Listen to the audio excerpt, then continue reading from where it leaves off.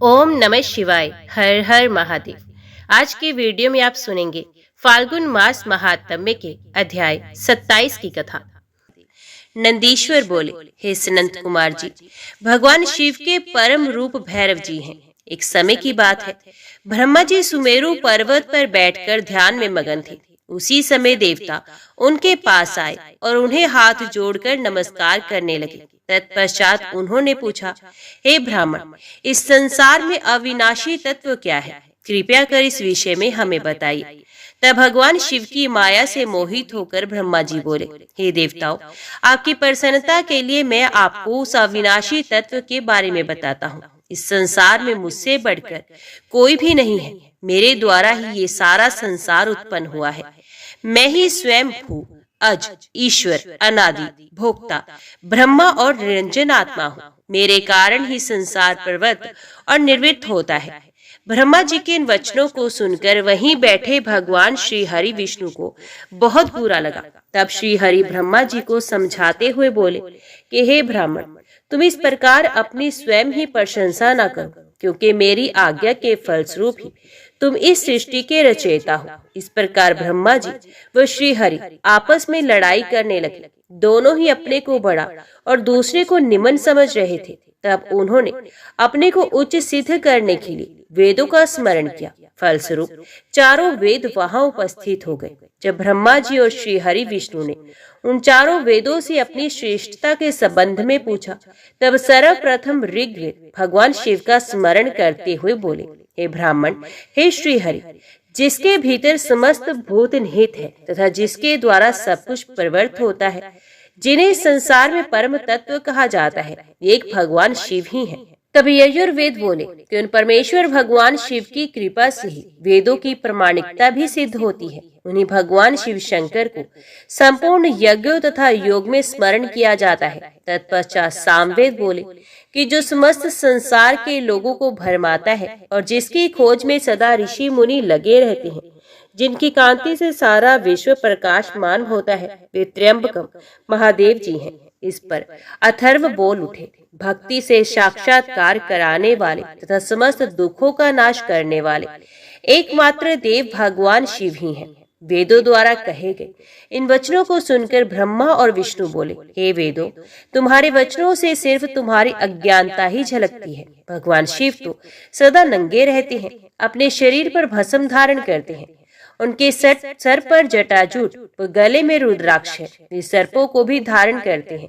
भला शिव को परम तत्व कैसे कहा जा सकता है? उन्हें पर ब्रह्म किस प्रकार माना जा सकता है? ब्रह्मा जी और श्री हरि विष्णु के इन वचनों को सुनकर हर जगह मूर्ति और अमूर्त रूप में विद्यमान रहने वाले ओंकार बोले कि भगवान शिव शक्तिधारी है, वही परमेश्वर है तथा सबका कल्याण करने वाले हैं। वे महान लीलाधारी है। इस संसार में सब कुछ उनकी आज्ञा से ही होता है। ओंकार की बातें सुनकर भी ब्रह्मा जी और विष्णु जी की बुद्धि में ये बातें नहीं आई और वे इसी प्रकार आपस में लड़ते रहे। उनका विवाद खत्म होने का नाम ही नहीं ले रहा था। तभी उन दोनों के बीच में एक विशाल ज्योति प्रकट हो गई। उस विशाल ज्योति का ना तो आरंभ था, ना ही कोई अंत। उस अग्नि की ज्वाला से ब्रह्मा जी का पांचवा मुख जलने लगा। उसी समय कल्याणकारी भगवान शिव वहां प्रकट हो गए। ब्रह्मा जी शिव जी से बोले, हे पुत्र, तुम मेरी शरण में आओ, मैं तुम्हारी रक्षा करूंगा। तुम मेरे सर से ही प्रकट हुए हो। तुमने प्रकट होकर रोना आरंभ कर दिया था, इसी कारण मैंने तुम्हारा नाम रुद्र रखा था। ब्रह्मा जी के इस प्रकार के वचनों को सुनकर सर्वेश्वर भगवान शिव को भी क्रोध आ गया। उनके क्रोध से तत्काल ही एक पुरुष उत्पन्न हो गया। उसका नाम भैरव था। भगवान शिव ने उस पुरुष को आदेश देते हुए कहा, हे कालराज, तुम साक्षात काल के समान हो, इसलिए आज से तुम जगत में काल भैरव के नाम से विख्यात होगे। तुम ब्रह्मा पर शासन करो, उनके गर्व को नष्ट करो तथा इस संसार को पालन करो। आज से मैं तुम्हें काशीपुरी का आधिपत्य प्रदान करता हूँ। वहाँ के पापियों को दंड देना तुम्हारा ही कार्य होगा।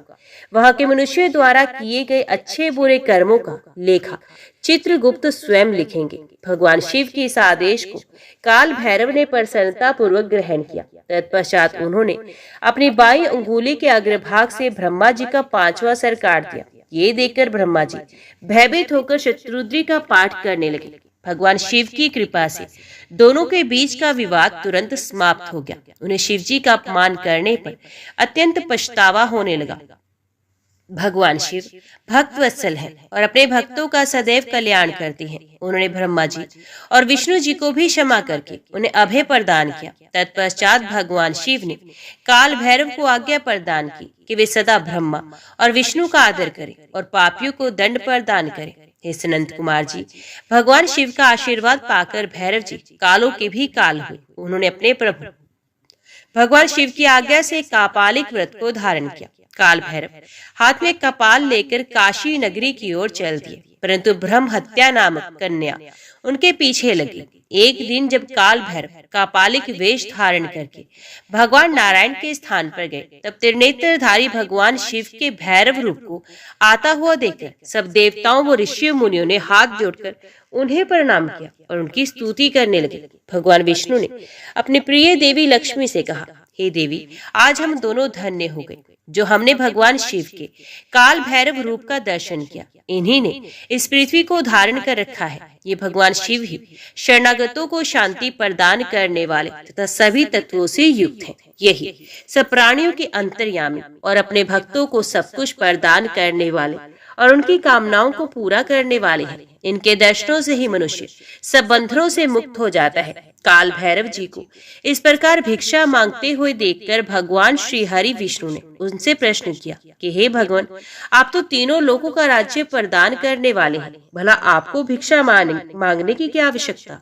तब विष्णु जी इस प्रकार के वचनों को सुनकर काल भैरव जी बोले, हे नारायण, मैंने ब्रह्मा जी के 5वें सर को काट दिया था, इसलिए अपने द्वारा किए गए पाप का पश्चाताप करने हेतु मैं ये कर रहा हूँ। तब काल भैरव के इन वचनों को सुनकर भगवान विष्णु बोले, हे भैरव, आप तो समस्त दुखों का नाश करने वाले विघ्न हरता है, आप सदा ही लीलाएं करते रहते हैं। तब देवी ने भिक्षा के रूप में मनोरथी नाम की विद्या भैरव जी के भिक्षा पात्र में डाल दी। भिक्षा प्राप्त करके भैरव जी अन्य स्थान की ओर चल पड़े। तभी विष्णु जी ने भैरव जी के पीछे जाती हुई ब्रह्म हत्या को देखा और उससे कहा कि वे शिव जी का पीछा छोड़ दे, परंतु ब्रह्म हत्या ने कहा कि इसी बहाने ही मैं शिव जी की सेवा करती हूँ। ये कहकर ब्रह्म हत्या फिर भैरव जी का पीछा करते हुए काशी नगरी के समीप आ गई। वहां पहुंचते ही ब्रह्म हत्या पाताल में समा गई और ब्रह्मा जी का सर भैरव जी के हाथ से छूटकर पृथ्वी पर गिर पड़ा। जिस स्थान पर काल भैरव जी के हाथ से ब्रह्मा जी का 5वां सर गिरा था, वे स्थान कपाल मोचन तीर्थ के रूप में प्रसिद्ध हो गया। जब तक भैरव जी पूरी पृथ्वी का भ्रमण करके काशी नहीं पहुंचे, उनके हाथ में ब्रह्मा जी का सर चिपका रहा और काशी पहुंचते ही वे छूट गया। इसलिए काशी नगरी को पाप नाशनी माना जाता है और वे सत्पुरुषों द्वारा सदा सेवनीय है। जो मनुष्य शुद्ध हृदय से कपाल मोचन भैरव जी का स्मरण करता है, उसके जन्म जन्मांतरों के पाप नष्ट हो जाते हैं। कपाल मोचन तीर्थ में जाकर विधि पूर्वक पिंडदान और देव पितृ तर्पण करने से मनुष्य ब्रह्महत्या के पाप से भी छुटकारा पा लेता है। प्रतिदिन भैरव जी का दर्शन करने से मनुष्य के समस्त पापों का नाश हो जाता है। काशी में रहने वाला जो पुरुष कृष्णाष्टमी के दिन या मंगलवार को भैरव जी के दर्शन करता है, उसके सभी पाप नष्ट हो जाते हैं। नंदीश्वर बोले, हे प्रभु, शार्दुल नामक भगवान शिव के अवतार के बारे में मैं तुम्हें बताता हूँ। कल्याणकारी भगवान शिव ने एक बार अग्नि के समान जलते हुए शर्व रूप को भी धारण किया था। वैसे तो भगवान शिव अपने भक्तों की रक्षा करने और उनका कल्याण करने हेतु अनेक अवतार धारण करते हैं, जिनकी गणना करना असंभव है। एक बार अपने द्वारपालों जय विजय को दिए गए शाप के कारण वे दोनों दिति पुत्र कश्यप जी के पुत्रों के रूप में उत्पन्न हुए। पहला पुत्र हिरण्यकशिपु और दूसरा हिरण्याक्ष के रूप में विख्यात हुआ। इन दोनों ने घोर तपस्या करके ब्रह्मा जी से वरदान प्राप्त किया और पूरे संसार में उपद्रव करना आरंभ कर दिया। वे किसी से डरते नहीं थे और ऋषि मुनियों और देवताओं के शत्रु बनकर उन्हें सदैव नुकसान पहुंचाते थे। उन्होंने शोणित नगरी को अपनी राजधानी बनाया था और तीनों लोगों पर विजय का लक्ष्य बनाकर निरंतर युद्ध में लगे हुए थे। वे बहुत पापी और दुराचारी हो गए थे। इस प्रकार उनके पाप दिन प्रतिदिन बढ़ते ही जा रहे थे। तब ब्रह्मा जी व सब देवताओं ने भगवान श्री हरि विष्णु से प्रार्थना की कि वे उन्हें हिरण्यकशिपु के अत्याचारों से मुक्त कराए। हिरण्यकशिपु ने अपने पुत्र प्रहलाद को भी मारने का प्रयत्न किया, क्योंकि प्रहलाद भगवान विष्णु का परम भक्त था और अपने पिता हिरण्यकशिपु को भी सदा विष्णु जी की शरण में जाने की सलाह देता था। जबकि हिरण्यकशिपु अपने आगे किसी को कुछ नहीं समझता था। वे स्वयं को भगवान मानता था और अपनी प्रजा से अपनी पूजा करने के लिए कहता था। एक दिन हिरण्यकशिपु ने प्रहलाद को मार डालने के लिए उसे एक विशाल खंबे पर बांध दिया। भक्त वत्सल भगवान अपने भक्तों को कष्ट में देखकर सदा उनकी रक्षा करने के लिए आते हैं। भगवान विष्णु ने नरसिंह रूप धारण किया, जो कि आधा मनुष्य का था और आधा सिंह का, और उसी खंबे को फाड़कर प्रकट हो गए। उन्होंने देखते ही देखते युद्ध करने आए सभी दैत्यों का संहार कर दिया। तत्पश्चात हिरण्यकशिपु को अपनी गोद में लेटाकर अपने नाखूनों से उसका शरीर फाड़ दिया। हिरण्यकशिपु के मरते ही सब देवता आनंदित हो उठे, परंतु जब नरसिंह रूप धारण किए हुए भगवान शिव विष्णु का क्रोध शांत नहीं हुआ तो सभी चिंतित हो गए। तब अपने आराध्य भगवान विष्णु का क्रोध शांत करने के लिए उनके भक्त प्रहलाद ने उनकी स्तुति की। प्रहलाद की स्तुति से प्रसन्न होकर विष्णु जी ने उन्हें गले से लगा लिया, परंतु फिर भी उनके क्रोध की ज्वाला शांत नहीं हुई। तब सब देवता भक्त वत्सल कल्याणकारी भगवान शिव की शरण में गए और उनसे विष्णु के क्रोध को शांत करने की प्रार्थना की। उनकी प्रार्थना सुनकर सर्वेश्वर शिव ने उन्हें कहा, हे देवताओं, आप लोग चिंता का त्याग करके अपने अपने धाम को जाइए। मैं भगवान श्री हरि विष्णु को अवश्य शांत करूंगा। तब देवता प्रसन्नता पूर्वक अपने धाम को चले गए। जब देवताओं की प्रार्थना सुनकर कल्याणकारी भगवान शिव ने उन्हें नरसिंह रूप का क्रोध शांत करने का आश्वासन देकर विदा कर दिया, तब उन्होंने प्रलयंकारी भैरव रूप महाबली वीरभद्र को बुलाया।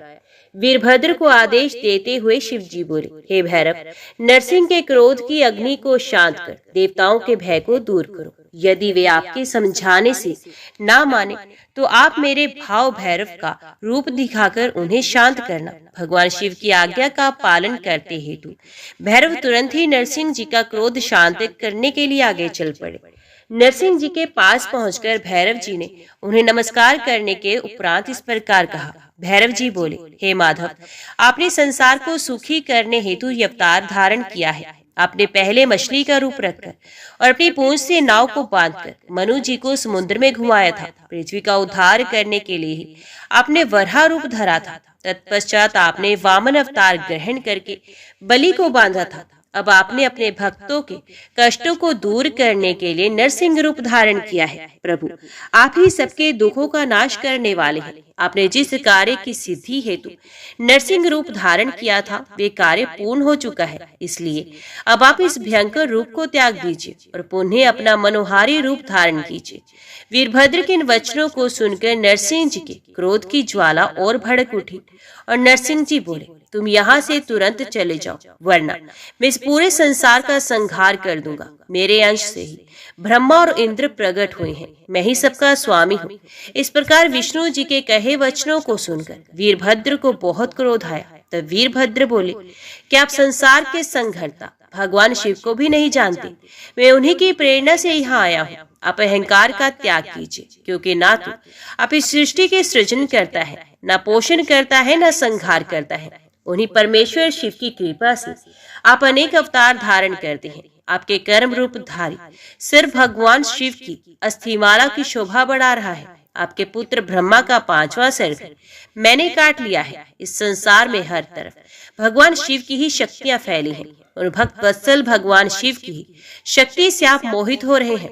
हे नरसिंह, आप तत्काल ही अपने इस क्रोध और अहंकार को छोड़कर पुण्य अपने शांत रूप में आ जाए, अन्यथा भगवान शिव की आज्ञा से यहाँ पधारे मुझ भैरव रूपी क्रोधी का वज्र आप पर पड़ेगा, जिससे आप तत्काल मृत्यु को प्राप्त हो जाओगे। संत कुमार जी बोले, नंदीश्वर जी, भगवान शिव के अवतार काल भैरव ने जब क्रोधित होकर नरसिंह रूप धारण किए विष्णु जी को इस प्रकार क्रोध से फटकारा, तब आगे क्या हुआ? क्या उन्होंने भैरव जी की आज्ञा का पालन किया या फिर क्रोधित काल भैरव ने श्री हरि विष्णु के नरसिंह रूप का संहार कर दिया? नंदी, आप जल्दी से मेरी इस जिज्ञासा को शांत करिए। महामुनि संत कुमार जी के इन वचनों को सुनकर नंदीश्वर बोले, भैरव जी के वीरभद्र रूप के इन वचनों को सुनकर नरसिंह जी, जो के पहले से क्रोध से भरे हुए थे और अधिक क्रोधित होकर वीरभद्र पर झपट पड़े। तब वीरभद्र ने उन्हें अपनी भुजाओं में कसकर पकड़ लिया। वीरभद्र के इस प्रकार पकड़ने से नरसिंह जी अत्यंत व्याकुल हो उठे। तत्पश्चात वीरभद्र ने उन्हें इसी प्रकार कसकर पकड़े रखा और उन्हें लेकर उड़ गए। वे उन्हें उड़ाकर परम पावन शिवधाम में ले गए और ले जाकर शिवजी के वाहन वृषभ के नीचे पटक दिया। इस प्रकार जोर से नीचे फेंक दिए जाने पर नरसिंह रूपी भगवान श्री हरि विष्णु व्याकुल हो गए। ये देखकर सभी देवता और ऋषि मुनि देवाधिदेव भगवान शिव की स्तुति करने लगे। भगवान शिव की माया से ग्रसित होकर भगवान श्री हरि विष्णु का शरीर भय से कांपने लगा। भयभीत होकर विष्णु जी नरसिंह अवतार में त्रिलोकीनाथ भगवान शिव की स्तुति करने लगे। वे प्रभु के सामने नतमस्तक होकर खड़े हो गए। नरसिंह भगवान परमेश्वर शिव से परास्त हो गए। उनकी शक्तियां क्षीण हो गई। वीरभद्र भैरव ने नरसिंह की सभी शक्तियों को अपना अधिकार में कर लिया। सभी देवता हाथ जोड़कर कल्याणकारी भगवान शिव के यश का गान करने लगे। तब देवताओं द्वारा दी गई स्तुति से प्रसन्न होकर महेश्वर शिव बोले, हे देवताओं, अब आपको घबराने अथवा भयभीत होने की कोई आवश्यकता नहीं। वीरभद्र भैरव द्वारा इस प्रकार विष्णु जी के नरसिंह रूप को पराजित करना एक लीला मात्र है। इससे भगवान श्री हरि विष्णु की महत्ता पर कोई प्रभाव नहीं पड़ेगा। मेरे सभी भक्त मेरे साथ साथ विष्णु जी की भी आराधना किया करेंगे। ये कहकर भगवान शिव नरसिंह जी के शरीर को अपने साथ लेकर कैलाश पर्वत पर चले गए। तब भगवान शिव ने अपनी मुंडमाला में नरसिंह का मुख भी शामिल कर लिया। नंदीश्वर बोले, हे ब्रह्मापुत्र, अब आप शशि मौली भगवान शिव के उस उत्तम चरित्र को सुनिए जिसमें उन्होंने विश्वानर के घर में अवतार लिया था। बहुत पहले नर्मदा नदी के किनारे नरमपुर नामक नगर था। इस नगर में विश्वानर नाम के एक महामुनि रहते थे। वे भगवान शिव के परम भक्त थे और संपूर्ण शास्त्रों के ज्ञाता थे। उनका विवाह शुचिस्मती नामक ब्राह्मण कन्या से हुआ था। वे ब्राह्मण पत्नी अत्यंत पतिव्रता थी और अपने पति विश्वानर की बहुत सेवा करती थी। उसकी इस प्रकार सच्चे हृदय से की गई निष्काम सेवा से प्रसन्न होकर महामुनि विश्वानर उसे वरदान देना चाहते थे। उन्होंने अपनी पत्नी से कहा कि मैं तुम्हारी इस उत्तम सेवा से बहुत प्रसन्न हूँ, तुम्हें वर देना चाहता हूँ। तुम्हारी जो कामना हो उसके बारे में मुझे बताओ। अपने पति के इन वचनों को सुनकर ब्राह्मण पत्नी ने कहा, यदि आप मुझ पर प्रसन्न हैं तो कृपया कर मुझे महादेव जी के समान पुत्र प्रदान करें।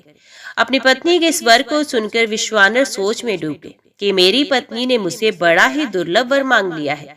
ये वर तो त्रिलोकीनाथ भगवान शिव की कृपा से ही पूर्ण हो सकता है। तब उन्होंने अपनी पत्नी से कहा कि देवी, तुम्हारा ये वर तो भगवान शिव की कृपा से ही पूर्ण हो सकता है, इसलिए मैं भगवान शिव को प्रसन्न करने हेतु उनकी तपस्या करने के लिए जाता हूँ। अपनी पत्नी को तपस्या के बारे में बताकर विश्वानर अपने घर से निकल गए। चलते चलते वे काशी नगरी में मणिकर्णिका घाट पर पहुंचे और अपने आराध्य के दर्शन कर उन्होंने अपने जन्म जन्मांतर के पाप नष्ट कर दिए। तत्पश्चात विश्वेश्वर लिंग के दर्शन कर उन्होंने सभी तीर्थ स्थानों में पिंड दान किया और ब्राह्मणों व ऋषि मुनियों को भोजन खिलाया। फिर काशी के कुओं, बावड़ी और तालाबों में स्नान करने के पश्चात विश्वेश्वर लिंग की पूजा अर्चना में मगन हो गए।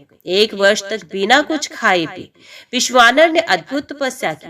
1 वर्ष बीत जाने के पश्चात जब एक दिन विश्वानर पूजा हेतु गए, तब उन्हें लिंग के मध्य भाग में एक सुंदर बालक की प्राप्ति हुई। ये बालक बहुत सुंदर था। उसकी पीली जटाएं थी और उसने सर में मुकुट लगा रखा था। वे हंस रहा था। ऐसे अद्भुत बालक को पाकर महामुनि बहुत प्रसन्न हुए। उन्होंने भगवान शिव का बहुत बहुत धन्यवाद किया और उनकी स्तुति करने लगे।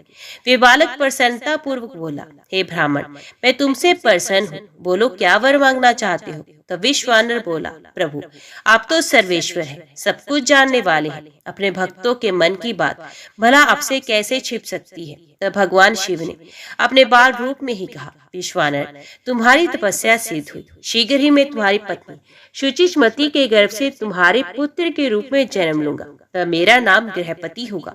ये वरदान देकर भगवान शिव का वे और बाल रूप अंतर ध्यान हो गया और विश्वानर प्रसन्नता पूर्वक शिवलिंग को नमस्कार करके अपने घर को चले गए।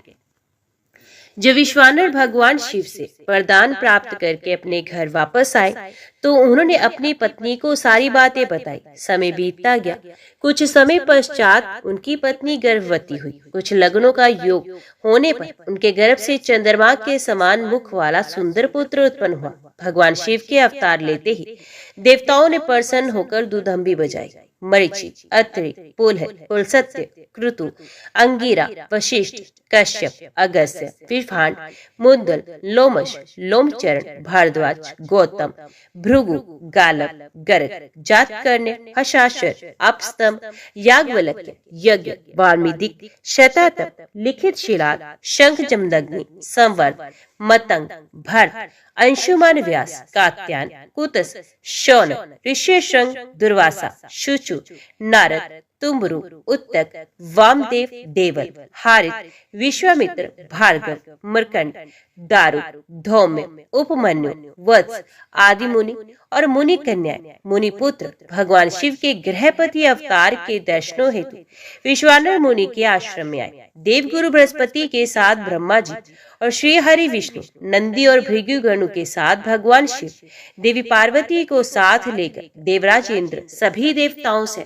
तथा नागराज पाताल से सारी नदियां, पर्वत और समुद्र उस बालक के दर्शनों के लिए विश्वानर के आश्रम में आए। सभी ऋषि मुनियों, साधु संतों सहित देवताओं ने उस बालक के दर्शन किए। स्वयं ब्रह्मा जी ने उस बालक के जात कर्म संस्कार संपन्न किए और उस बालक का नाम गृहपति रखा। तत्पश्चात सब देवताओं ने प्रसन्नता पूर्वक उस बालक को अनेक आशीर्वाद प्रदान किए। तब सब देवता शुचिस्मति और विश्वानर मुनि के भाग्य की प्रशंसा करते हुए अपने अपने धाम को चले गए।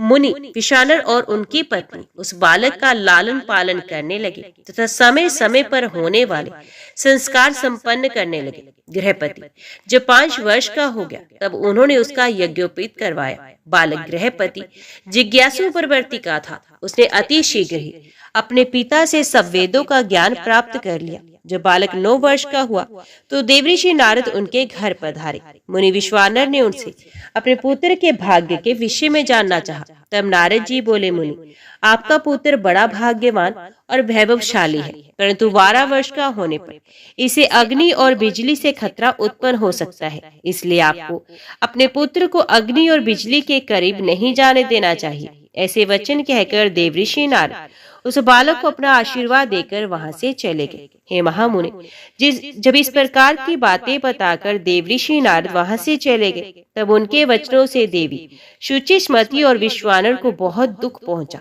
और वे दोनों बड़े जोर जोर से रोने लगे। शोक में रोते हुए वे दोनों मूर्छित हो गए। फिर पहले तो मुनि विश्वानर ने अपने को संभाला, फिर अपनी पत्नी को समझाते हुए बोले, देवी, इस प्रकार रोकर कुछ भी नहीं होगा, इसलिए तुम इस प्रकार रोना बंद करो। फिर वे दोनों अपने पुत्र गृहपति को ढूंढने लगे। उस समय उनका पुत्र घर से बाहर था। जब वे वापस आया तो अपने माता पिता को इस प्रकार रोता हुआ देखकर उनसे पूछने लगा कि आप इस प्रकार रो क्यों रहे हैं। अपने पुत्र के इस प्रश्न को सुनकर देवी शुचिस्मति ने बृहस्पति को गले से लगा लिया और रोते हुए ही उसने नारद जी द्वारा कही गई सब बातें कह दी। ये सुनकर गृहपति तनिक भी विचलित नहीं हुआ और अपने माता पिता को समझाने लगा, आप इस प्रकार दुखी ना हो। मैं मृत्यु विजय शिव मंत्र को जप कर मृत्यु से अपनी रक्षा कर लूंगा। अपने पुत्र की साहसपूर्ण बातें सुनकर माता पिता दोनों बहुत प्रसन्न हुए और बोले कि मृत्युंजय भगवान शिव की आराधना करने से अवश्य ही सारे विघ्न दूर हो जाते हैं। अतः तुम उनकी शरण में जाओ, वे तुम्हारा कल्याण करेंगे। अपने माता पिता से आशीर्वाद लेकर बालक गृहपति काशी चला गया और वहां उसने स्नान करने के पश्चात शिवलिंग के दर्शन किए। विश्वेश्वर लिंग का दर्शन करने के पश्चात उसे बहुत प्रसन्नता हुई और वे अपने को भाग्यशाली मानने लगा कि उसे प्रभु के दर्शन हो गए हैं। तब उसने वहीं एक शिवलिंग स्थापित किया। ये प्रतिदिन उस लिंग को 108 घड़ों में गंगा जल भरकर स्नान कराता था और फिर विधि पूर्वक उनकी आराधना करता था। उसका मन सदा ही शिव चरणों का स्मरण करता रहता था। धीरे धीरे समय बीतता गया। गृहपति ने 12वें वर्ष में प्रवेश किया। नारद जी की वाणी को सिद्ध करते हेतु देवराज इंद्र गृहपति के सामने प्रकट हुए। इंद्र ने कहा कि बालक मांगो, क्या मांगते हो। तब इंद्र की बात सुनकर गृहपति ने उन्हें नमस्कार किया और बोला, प्रभु, मैं आपसे नहीं भगवान शिव से वरदान मांगना चाहता हूँ। आप चले जाइए। मैं शिव जी के अलावा किसी अन्य से कुछ नहीं मांग सकता, क्योंकि शिव जी ही मेरे आराध्य हैं और मैं उन्हीं का भक्त हूँ। गृहपति के इन वचनों को सुनकर इंद्रदेव क्रोध में तमतमा उठे। उन्होंने अपना वज्र निकाल लिया। उनके हाथ में वज्र देखकर बालक को अपना पिता द्वारा बताई गई बात याद आ गई और वे डर से मूर्छित होकर गिर पड़ा। ये देखकर भक्त वत्सल भगवान शिव देवी पार्वती सहित तुरंत वहां प्रकट हो गए। जैसे ही उन्होंने गृहपति को छुआ, वे उठकर खड़ा हुआ। अपने सामने साक्षात भगवान शिव और देवी पार्वती को पाकर वे रोमांचित हो गया। उनका रूप करोड़ों सूर्य के समान प्रकाशित हो रहा था। इस अद्भुत रूप को देखकर गृहपति मंत्र मुग्ध हो गया और दोनों हाथ जोड़कर देवाधिदेव महादेव जी की स्तुति करने लगा। तब भक्त वत्सल शिव ने हंसते हुए कहा, हे बालक, मैं तुम्हारी इस उत्तम तपस्या से बहुत प्रसन्न हूँ। मैं तुम्हारी परीक्षा ले रहा था। मैंने ही इंद्र को तुम्हारे पास भेजा था। तुम अपनी परीक्षा में सफल हुए हो। तुम्हें डरने की कोई आवश्यकता नहीं। तुम्हें कोई नहीं मार सकता। तुम्हारे द्वारा स्थापित किया गया मेरा ये लिंग संसार में अग्निश्वर नाम से विख्यात होगा और इसके तेज के आगे कोई ठहर नहीं पाएगा। ये अग्नि और बिजली से रक्षा करने वाला होगा। इस लिंग की पूजा करने वाले को अकाल मृत्यु का भय भी नहीं होगा। ऐसा कहकर भगवान शिव ने गृहपति के माता पिता को बुलाया और सबने मिलकर कल्याणकारी भगवान शिव का पूजन किया। तत्पश्चात शिव जी उसी अग्निश्वर लिंग में समा गए। हे मुनीश्वर, अब मैं आपको भगवान शिव के यज्ञेश्वर अवतार के बारे में बताता हूँ। एक बार देवताओं और असुरों ने मिलकर सागर के गर्भ में छिपे अमूल्य रत्नों और धरोहरों को निकालने के लिए क्षीर सागर का मंथन किया। मंथन करते समय सर्वप्रथम विष निकलने लगा और संसार उस विष की ज्वाला से भस्म होने लगा। ये देखकर देवता और दानव भयभीत हो गए और भगवान शिव की स्तुति करने लगे। भगवान शिव सदा ही अपने भक्तों की रक्षा और कल्याण करते हैं। उन्होंने अपने भक्तों का दुख दूर करने के लिए उस विष को पी लिया। विष पीने के कारण उनका गला नीले रंग का हो गया और वे नीलकंठ नाम से विख्यात हुए। तत्पश्चात देवता और दानव नए उत्साह और जोश के साथ दोबारा समुद्र मंथन करने लगे, जिससे अनेकों बहुमूल्य रत्न, हीरे जवाहरात और अमृत का प्रादुर्भाव हुआ। अमृत निकालने पर देवता और असुरों में युद्ध होने लगा। तब राहु नामक असुर अमृत कलश चुराकर भाग खड़ा हुआ। ये दृश्य चंद्रमा ने देख लिया और उसका पीछा किया। विष्णु जी ने अपने सुदर्शन चक्र से उसकी गर्दन काट दी। क्योंकि उसने अमृत पी लिया था, इसलिए सर कटने के बाद भी वे मरा नहीं। तब से राहु चंद्रमा को डराने लगा। भगवान शिव ने चंद्रमा की रक्षा करने के लिए उसे अपने सर पर धारण किया। देवताओं ने असुरों से अमृत कलश छीन लिया और अमृत पान कर लिया। अब उन्हें अपने पर अभिमान होने लगा और वे अपने बल की प्रशंसा करने लगे। जब इस बात का ज्ञान त्रिलोकीनाथ भगवान शिव को हुआ कि देवता मंदांध हो गए हैं, तब उन्होंने देवताओं को होश में लाने के लिए अपने मन में निश्चय किया। भगवान शिव यक्ष का रूप रखकर देवताओं के पास पहुंचे। देवता उनसे अपने बल की प्रशंसा करने लगे। देवताओं की गौरवपूर्ण बातों को सुनकर यक्ष रूप धारण किए भगवान शिव बोले, हे देवताओं, तुम्हारा ये अभिमान और गर्व झूठा है। सच्चाई ये है कि तुम्हारा निर्माण करने वाला स्वामी कोई और है। तुम गर्व में भरकर उसे भूल गए हो। तुम में अहंकार और अभिमान आ गया है। अभी मैं तुम्हारे बल की परीक्षा लेता। ये कहकर उन्होंने एक तिनका धरती पर रखा और कहा कि हे बलशाली देवताओं, अपने पराक्रम और बल से अपने अस्त्र शस्त्रों का प्रयोग करके इसे काट दो। तब सब देवता अपने बल और पराक्रम को सिद्ध करने के लिए उस तिनके पर प्रहार करने लगे, परंतु सबके अस्त्र शस्त्र व्यर्थ हो गए। वे उस तिनके का कुछ भी बिगाड़ ना पाए। वे तिनका अपने स्थान से जरा सा भी नहीं हिला। ये देखकर सब देवताओं को बहुत आश्चर्य हुआ। देवता आश्चर्यचकित होकर एक दूसरे को देख ही रहे थे कि आकाशवाणी हुई। आकाशवाणी बोली, देवताओं, यक्ष के रूप में ये कोई और नहीं, स्वयं भगवान शिव है, जो सबके परमेश्वर, रचना करता, पालन करता तथा विनाश करता है। आकाशवाणी सुनकर सब देवताओं को अपनी भूल का एहसास हो गया और वे यज्ञेश्वर भगवान शिव को प्रणाम करके उनकी स्तुति करने लगे। शिवजी ने यज्ञेश्वर रूप रखकर देवताओं का घमंड दूर किया और फिर सबको आशीर्वाद देकर वहां से अंतर ध्यान हो गए। हे महामुने, अब मैं आपको त्रिलोकीनाथ भगवान शिव के 10 अवतारों के बारे में बताता हूँ। भगवान शिव के पहले अवतार को महाकाल कहा जाता है और ये प्रभु के भक्तों को भक्ति और मुक्ति प्रदान करता है। देवी महाकाली अपने भक्तों को सदा उनकी मनोवांछित वस्तु प्रदान करती है। तारा नामक दूसरा अवतार सेवकों को सुख और भक्ति मुक्ति देता है। भील नामक तीसरा भुवनेश अवतार भुवनेश नामक भील शक्ति का है। चौथा षोडश विदेश को षोडश शक्ति का है, जो महादेव जी को परम भक्तों को सुख प्रदान करता है। पांचवा भैरव की गिरजा नामक भैरवी शक्ति का है, जो उपासना करने वालों की सभी कामनाएं पूर्ण करती है। छठी सिन्नमत्तिका नामक शक्ति भक्तों के मनोरथों को पूरा कर उन्हें शांति प्रदान करती है। भगवान शिव शंकर का सातवां अवतार धूम्रवान है, जिसने धूम्रवती शक्ति फल देने वाली हुई। आठवें अवतार रूप का नाम बगला और बगलामुखी शक्ति महा आनंद देने वाली और भक्तों का कल्याण करने वाली है। शिवजी का नवा अवतार मातंग नाम से हुआ, जिससे मातंग शक्ति उत्पन्न हुई। देवाधिदेव भगवान शिव के 10वें अवतार के रूप में कमल का प्रादुर्भाव हुआ, जिससे कमला नामक शक्ति उत्पन्न हुई। ये शक्ति अपने भक्तों का पालन करने वाली तथा अभीष्ट फल प्रदान करने वाली है। त्रिलोकीनाथ कल्याणकारी भगवान शिव द्वारा लिए गए 10 अवतार सज्जन पुरुषों एवं उनके परम भक्तों को सदा सुख प्रदान करने वाले हैं। भक्त वत्सल भगवान शिव इन अवतारों द्वारा अपनी भक्ति में लीन रहने वालों को अपनी सच्ची भक्ति और मुक्ति प्रदान करते हैं। देवाधिदेव महादेव जी द्वारा धारण किए गए ये 10 अवतार तंत्र शास्त्र से संबंधित हैं। ये 10 अवतार अद्भुत हैं एवं उनकी महिमा दिव्य है। भगवान शिव की ये 10 शक्तियां शत्रु को मारने के कार्य में प्रयुक्त होती हैं। ये 10 दिव्य शक्तियां दुष्टों को दंड देती हैं और ब्रह्म तेज में वृद्धि करती हैं। हे मुने, अभी मैंने आपको कल्याणकारी भगवान शिव के 10 अवतारों के बारे में बताया। अब मैं उन्हीं शिव जी के 11 अवतारों के बारे में बताता हूँ। इन्हें सुनने से असत्य के दोषों से उत्पन्न होने वाली बाधा दूर हो जाती है। पूर्व समय में एक बार देवराज इंद्र अपनी नगरी अमरावती को छोड़कर चले गए। ये देखकर उनके पिता कश्यप ऋषि को बहुत दुख पहुंचा। मुनि कश्यप भगवान शिव के परम भक्त थे। उन्होंने इंद्र को बहुत समझाया और स्वयं काशी नगरी आ गए। वहां उन्होंने पवन पावन गंगा जी में स्नान के पश्चात विश्वेश्वर लिंग के दर्शन किए और उसी के पास एक अन्य शिवलिंग की स्थापना की।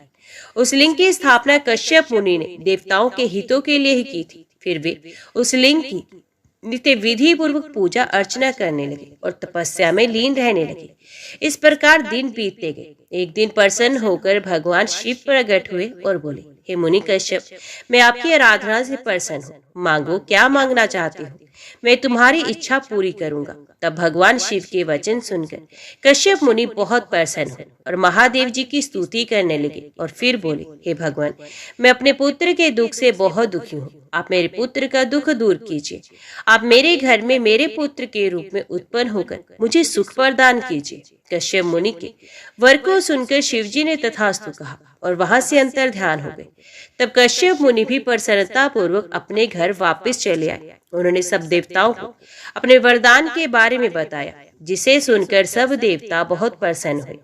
भगवान शिव अपने द्वारा दिए गए वरदान के फलस्वरूप कश्यप मुनि के यहाँ उनके पुत्र के रूप में जन्मे। कश्यप मुनि ने प्यार से उनका नाम सुरभि रखा। सुरभि के जन्म पर बड़ा उत्सव हुआ। सभी देवताओं ने प्रसन्न होकर फूल बरसाए, अप्सराएं नृत्य करने लगी तथा चारों दिशाओं में मंगल ध्वनि गूंजने लगी। देवताओं ने कश्यप मुनि को बहुत बहुत बधाई दी। तत्पश्चात सुरभि के बड़े होने पर उनसे कपाली, पिंगल, भीम, विरूपाक्ष, विलोहित, शास्ता, अजपात, आपिर्वृद्धु, शंभु, चंड तथा भव नामक 11 रुद्रों ने जन्म लिया। इन 11 रुद्रों ने देवताओं की रक्षा करने तथा उनका हित करने हेतु अनेकों असुरों का वध किया। फिर उन्होंने दैत्यों द्वारा अधिकृत किए स्वर्ग का राज्य वापस ले लिया और उस पर फिर से देवराज इंद्र का राज्य हो गया। ये 11 रुद्र आज भी देवताओं की रक्षा करने के लिए स्वर्ग में विराजमान रहते हैं।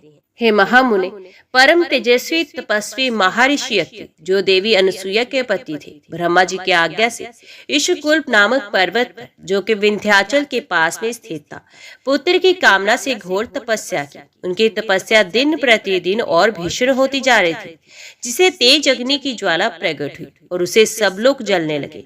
तब सब देवताओं ने मिलकर ब्रह्मा जी से प्रार्थना की। ब्रह्मा जी सब देवताओं को साथ लेकर भगवान श्री हरि विष्णु की शरण में गए। वहां उन्होंने विष्णु जी को महर्षि अत्रि की तपस्या से उत्पन्न ज्वाला के विषय में बताया। तब श्री हरि बोले कि परमेश्वर भगवान शिव ही इस समस्या को दूर कर सकती हैं, इसलिए हमें उनकी शरण में जाना चाहिए। तत्पश्चात श्री हरि ब्रह्मा जी व अन्य देवताओं को साथ लेकर भगवान शिव की शरण में गए। कैलाश पर्वत पर पहुंचकर सबने त्रिलोकीनाथ भगवान शिव को नमस्कार किया और उनकी स्तुति करने लगे। उन्होंने महादेव जी को अत्रि मुनि की तपस्या के बारे में बताया। तत्पश्चात तीनों ब्रह्मा विष्णु और शिव जी अत्रि मुनि को वरदान देने के लिए गए। उनके पद चिन्हों को पहचान कर अत्रि मुनि ने उन तीनों की अलग अलग स्तुति करना आरंभ कर दिया।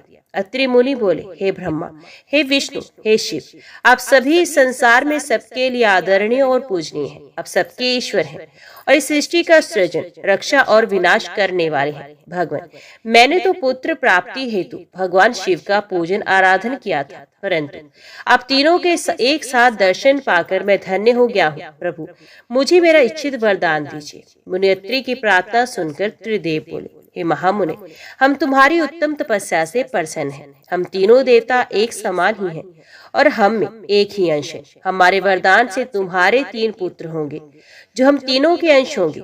ये कहकर ब्रह्मा, विष्णु और शिव वहां से अंतर ध्यान हो गए। अत्रि मुनि वरदान पाकर खुशी से झूम उठे और वापस अपने आश्रम में चले गए। वहां पहुंचकर उन्होंने अपनी पत्नी अनुसुईया को वरदान के विषय में बताया, जिसे सुनकर वे भी हर्षित हो गए। समय बीतता गया। निर्धारित समय पर देवी अनुसुईया ने 3 पुत्रों को जन्म दिया, जो कि स्वयं भगवान शिव, ब्रह्मा और विष्णु का अंश थे। ब्रह्मा जी के अंश से चंद्रमा, विष्णु जी के अंश से दत्त तथा भगवान शिव के अंश से दुर्वासा जी की उत्पत्ति हुई। दुर्वासा जी ने सूर्यवंश में उत्पन्न राजा अम्बरीश, जो कि सप्तद्वीप के स्वामी थे, उनकी परीक्षा ली। एक दिन राजा अम्बरीश ने एकादशी का व्रत रखा। तब दुर्वासा जी अपने शिष्यों को साथ लेकर उनके राजमहल में गए। उधर अम्बरीश ने सब ब्राह्मणों को भोजन कराने के उपरांत जैसे ही जल पिया, दुर्वासा ऋषि वहां पहुंचकर उन पर नाराज होने लगे। दुर्वासा ऋषि बोले, राजा, हमें निमंत्रण देकर बुलाने पर भी आपने हमारा इंतजार नहीं किया और हमें भोजन कराने से पहले ही जल पी लिया। अब तुम्हें अपनी करनी का फल अवश्य भुगतना पड़ेगा। ये कहकर दुर्वासा जी ने राजा अम्बरीश को शाप से भस्म करना चाहा, परंतु उसी समय उनकी रक्षा हेतु सुदर्शन चक्र आ गया और वे दुर्वासा मुनि को ही जलाने लगा। तभी आकाशवाणी हुई कि हे दुर्वासा जी, अम्बरीश भगवान शिव का अंश है। ये सुनकर सुदर्शन चक्र शांत हो गया। तब राजा अम्बरीश ने दुर्वासा जी के चरण पकड़ लिए और उन्हें उत्तम भोजन कराकर विदा किया। एक बार दुर्वासा जी ने मर्यादा पुरुषोत्तम श्री राम की परीक्षा ली। उन्होंने श्री राम से कहा कि आपकी और हमारे बीच होने वाली बात में कोई बीच में न आए। जब वे दोनों एकांत में बैठकर वार्तालाप कर रहे थे, लक्ष्मण वहां चले। तब श्री रामचंद्र जी ने अपने प्रण के अनुसार अपने भाई लक्ष्मण का त्याग कर दिया। उनकी दृढ़ता से दुर्वासा मुनि प्रसन्न हुए और उन्हें आशीर्वाद देकर वहां से अपने स्थान को चले गए। इसी प्रकार एक बार उन्होंने श्री कृष्ण जी की परीक्षा ली। जब भगवान विष्णु ने कंस का वध करने के लिए कृष्ण अवतार लिया, उस समय उनकी प्रसिद्धि चारों ओर फैल गई। वे ब्राह्मणों को प्रेम भाव से जिमाते थे।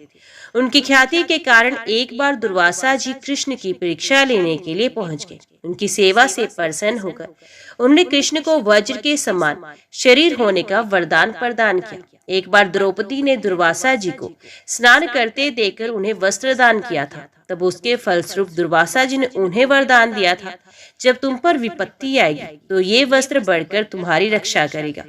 और दुर्योधन द्वारा किए गए चीरहरण के समय उसी वरदान ने उनकी रक्षा की थी। इस प्रकार मुनि दुर्वासा ने अनेक वरदानों से प्राणियों की रक्षा की।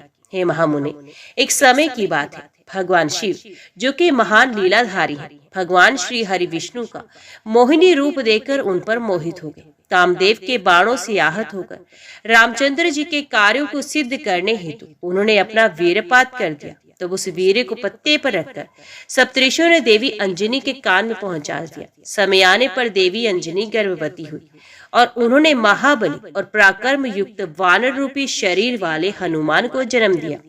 बाल्यकाल में हनुमान बड़े ही वीर व पराक्रमी थे। वे बहुत चंचल भी थे। बाल लीला में उन्होंने सूर्य को फल समझकर निगल लिया था और देवताओं की विनती पर उसे मुक्त भी कर दिया था। ये जानने के बाद कि हनुमान भगवान शिव के अंश से जन्मे हैं, सबने उन्हें अनेक वरदान व आशीर्वाद प्रदान किए। सूर्यदेव की कृपा से उन्हें सारी विद्याएं प्राप्त हुई। बालपन से ही हनुमान के हृदय में श्री राम का निवास था। भक्ति भावना से उनकी आराधना और सेवा करने के ही उनका ध्येय था। उन्होंने श्री राम की सेवा हेतु अपना घर त्याग दिया। उनके वानर राज सुग्रीव से भेंट ऋषिमुख पर्वत पर हुई, जिनकी पत्नी का हरण उसके भाई बाली ने किया था और उसे अपने राज्य से निकाल दिया था। हनुमान भी सुग्रीव के साथी बनकर उनके साथ रहने लगे। जब रामचंद्र जी वनवास काट रहे थे और दुष्ट रावण ने उनकी पत्नी देवी जानकी का अपहरण कर लिया था, उस समय उनकी भेंट हनुमान जी से हुई थी। हनुमान ने अपने आराध्य श्री राम को पहचान लिया और उनके चरणों में अपना सर्वस्व समर्पित कर दिया। हनुमान और सुग्रीव से मित्रता हो जाने के पश्चात श्री राम ने सुग्रीव के बड़े भाई बाली, जिसने उनका राज्य और पत्नी दोनों को छीन लिया था, का वध कर सुग्रीव का राज्य अभिषेक कराया। फिर सुग्रीव अपनी पूरी वानर सेना से श्री राम की पत्नी देवी सीता को ढूंढने के लिए निकल पड़े, परंतु कुछ पता न चला। तब स्वयं हनुमान ने माता सीता की खोज शुरू की तथा समुद्र पार कर लंका जाकर उन्हें खोज निकाला और उनके आराध्य प्रभु राम का संदेश उन तक पहुंचाया। अपने स्वामी का समाचार पाकर देवी सीता बहुत प्रसन्न हुई। उनका सारा शोक पल भर में दूर हो गया। माता सीता को राम जी का संदेश देकर हनुमान जी ने राक्षसों को सबक सिखाना शुरू किया। उन्होंने सारी अशोक वाटिका को नष्ट कर दिया, सारे वृक्षों को उखाड़कर फेंक दिया। जब रावण के सैनिकों ने उन्हें देख लिया तो रावण के सामने जाने हेतु उन्होंने अपने को कैद करा दिया। बंधन में बांधकर उन्हें रावण के सामने ले जाया गया। तब राक्षस राज ने वानर रूपी हनुमान की पूंछ में आग लगाने का दंड दिया। जब उनकी पूंछ में आग लगा दी गई तब उन्होंने पूरी लंका उसमें जला दी। फिर समुद्र में कूदकर अपनी पूंछ की आग बुझाई। फिर रामचंद्र जी को उनकी प्रिया की निशानी दी। अपनी पत्नी का समाचार पाकर श्री राम बहुत प्रसन्न हुए और उन्होंने वानरों की सेना को साथ लेकर लंका पर चढ़ाई कर दी। सर्वप्रथम उन्होंने शिवलिंग की स्थापना कर उसका पूजन किया। फिर समुद्र पार कर लंका की ओर प्रस्थान किया। हनुमान ने इस युद्ध में बहुत वीरता का परिचय दिया। उन्होंने हजारों असुरों को मार डाला। युद्ध में जब लक्ष्मण घायल होकर मूर्छित हो गए तब उनकी प्राण रक्षा हेतु हनुमान जी संजीवनी बूटी लेकर आए और उन्हें जीवन प्रदान किया। हनुमान ने अहिरावण का वध करके भी श्री राम लक्ष्मण की रक्षा की थी। हनुमान ने भगवान शिव का अंश था और उन्होंने पग पग पर श्री राम की रक्षा एवं सहयोग देकर उनके कार्यों को सिद्ध किया। हे महामुने, एक समय भगवान शिव और देवी पार्वती प्रसन्नता पूर्वक अपनी इच्छा से विहार कर रहे थे। उन्होंने भैरव को द्वार पर द्वारपाल बनाकर खड़ा किया था, जिसका कार्य किसी को भी द्वार पार नहीं करने देना था। उधर दूसरी ओर भगवान शिव अपनी प्राण वल्लभा देवी पार्वती के साथ लीलाएं कर रहे थे, उनसे विनोदपूर्ण बातें कर रहे थे। बात करते हुए काफी समय बीत गया। तभी देवी पार्वती की कुछ सखियां जो राजमहल में ही थी वहां उनके कक्ष में आ गई। तब वे भी महादेव जी के पास बैठकर उनसे लीलाओं के वर्णन को सुनने लगी। काफी देर तक उन सखियों से भगवान शिव की बातें होती देख देवी पार्वती को क्रोध आ गया। वे गुस्से से महल के बाहर जाने लगी। द्वार पर खड़े द्वारपाल भैरव ने देवी पार्वती को देखा तो उसके मन में विकार आ गया कि उन्हें साधारण स्त्री समझकर घूरने लगा। देवी पार्वती ने भैरव के मन की बात पहचानते हुए उसे शाप दे दिया। भैरव, तू पृथ्वी पर जाकर एक साधारण मनुष्य की भांति जीवन जिएगा और अपनी करनी का फल भोगेगा। जब देवी पार्वती इस प्रकार भैरव को शाप दे ही रही थी तो भगवान शिव भी वहां पहुंचे। शाप से दुखी होकर भैरव ने देवी के चरणों में गिरकर उनसे क्षमा याचना की। तब त्रिलोकीनाथ भक्तवत्सल देवाधिदेव भगवान शिव ने भैरव को आश्वासन दिया। भैरव बोले कि हे प्रभु, देवी के शाप के प्रकोप से मुझे बचाइए। तब शिवजी भैरव को सांत्वना देने लगे और बोले, देवी पार्वती का शाप मिथ्या तो नहीं हो सकता, परंतु भैरव, हम अपने परम भक्त को ऐसे भी नहीं छोड़ सकते, तुम चिंता मत करो। भैरव को आश्वासन देकर शिवजी देवी पार्वती को साथ लेकर चले गए। शाप के अनुसार भैरव जी शीघ्र ही वेताल के रूप में पृथ्वी लोक पर विचरने लगे। तो अपने भक्त का उद्धार करने के लिए भगवान शिव ने पृथ्वी पर अवतार लिया और वे महेश के रूप में और देवी पार्वती शारदा के नाम से पृथ्वी लोक पर लीलाएं करने लगे। हे ब्रह्मपुत्र सनंत कुमार जी, एक बार देवताओं और दैत्यों ने मिलकर बहुमूल्य रत्नों और खजानों को हासिल करने के लिए समुद्र मंथन करने का निश्चय किया। परंतु वे मंथन किस प्रकार किया जाए ये सब सोच रहे थे। तभी आकाशवाणी हुई। आकाशवाणी ने कहा, हे कल्याणकारी देवताओं, तुम्हारा कार्य अवश्य ही सिद्ध होगा। तुम मंदराचल पर्वत को मथानी और नागराज वासुकी को रस्सी बनाकर क्षीर सागर का मंथन करो। आकाशवाणी सुनकर देवता और दानव उत्साहित होकर मंदराचल पर्वत को उखाड़ने लगे। अपने इस कार्य में वे सफल भी हो गए, परंतु जब वे मंदराचल को मथानी बनाने के लिए क्षीर सागर में डालने लगे तो अत्यंत भारी होने के कारण वे उनके ऊपर गिर पड़ा। अनेक देवता और दानव उस पे दब गए। भयभीत होकर सब भगवान शिव की आराधना करने लगे। भगवान शिव अपने भक्तों पर सदा अपनी कृपा दृष्टि रखते हैं। उन्होंने देवताओं दानवों को बल प्रदान किया। सबने मिलकर मंदराचल पर्वत को क्षीर सागर के जल में डाल दिया। फिर नागराज वासुकी को रस्सी बनाकर समुद्र मंथन करना आरंभ किया। समुद्र मंथन के फलस्वरूप धन्वंतरी वैद्य, चंद्रमा, पारिजात, कल्प वृक्ष, उच्च श्रवक घोड़ा, ऐरावत हाथी, मदिरा, हरि का धनुष, शंख, कामधेनु, कौस्तुभ मणि, अमृत तथा कालकूट विष आदि वस्तुएं निकली। साथ ही परम सुंदर मनोहर रूप एवं धन वैभव की स्वामिनी देवी लक्ष्मी भी निकली। भगवान श्री हरि विष्णु ने देवी लक्ष्मी, शंख, कौस्तुभ मणि तथा गदा को ग्रहण किया। सूर्यदेव ने उच्च श्रवक घोड़ा लिया। इंद्रदेव ने पारिजात, कल्प वृक्ष और ऐरावत हाथी से देवलोक की शोभा बढ़ाई। त्रिलोकीनाथ भक्तवत्सल भगवान शिव ने देवताओं और असुरों सहित पूरे संसार की रक्षा हेतु मंथन से निकला कालकूट विष पिया और नीलकंठ नाम से प्रसिद्ध हुए। उन्होंने चंद्रमा की रक्षा हेतु उसे अपने सर पर धारण किया। असुरों ने रमण कराने वाली मदिरा को लिया तो मनुष्यों ने धन्वंतरी वैद्य को ग्रहण किया। मुनिजनों ने कामधेनु को ग्रहण किया। तत्पश्चात सबसे अंत में निकले अमृत कलश को देखकर सब उसे लेने के लिए झपटे। देवता और असुर दोनों ही अमृत पीना चाहते थे। असुरों ने देवताओं से अमृत छीन लिया। दुखी देवता भगवान शिव की शरण में गए। तब अपने भक्तों के दुख को जानकर शिव ने श्री हरि विष्णु को मोहिनी रूप धारण कर अपनी माया से अमृत कलश असुरों से लाने के लिए कहा। विष्णु की माया से मोहित होकर दैत्यों ने उन्हें अमृत कलश दे भी दिया। तब विष्णु जी ने देवताओं को ही अमृत पान कराया। ये देखकर दैत्यों को सारी माया समझ में आ गई। फिर वे बलपूर्वक अमृत पाने के लिए युद्ध करने लगे। घोर युद्ध हुआ। भगवान शिव और विष्णु जी की कृपा से देवता विजयी हुए और असुरों को विष्णु जी ने पाताल लोक जाने का आदेश दिया। वे स्वयं असुरों को पाताल ले गए, परंतु दैत्यों ने अपनी चालाकी और माया से उन्हें वहीं बंदी बना लिया और स्वयं उपद्रव करने लगे।